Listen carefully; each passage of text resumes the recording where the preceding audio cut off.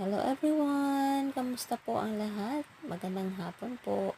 Sana po ay okay kayo. And dito tayo ngayon, kakain tayo ng atis dahil nga nagutom tayo kakagawa ng mga gawaing bahay and pawis na pawis tayo dyan. So mayroon tayong atis. Last na hanap bunga yan ng aming atis.